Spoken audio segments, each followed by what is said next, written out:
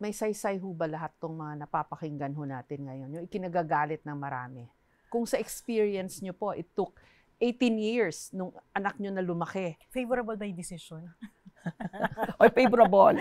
Pinagmamayabang ko yon kasi kaunahan ako Pero nakakuha ang ng- haba ng panahon, ma'am. At saka, ano yun, talagang conviction affirm ng Supreme Court. Yeah. Well, may saysay ba? Sa akin, tingnan natin on the positive side. May saysay in the sense na nakita natin na maraming mga kababayan natin ang sumali sa discourse. Iba yun di ba? Pangalawa, nakita mo yung kabataan natin ngayon, di ba? Sila yung unang pumupronta sa paniningil, di ba?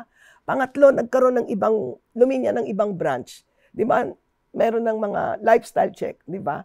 So sa tingin ko, ito yung maganda. Sumasali at nagiging napaka-aktibo ng mamamayan.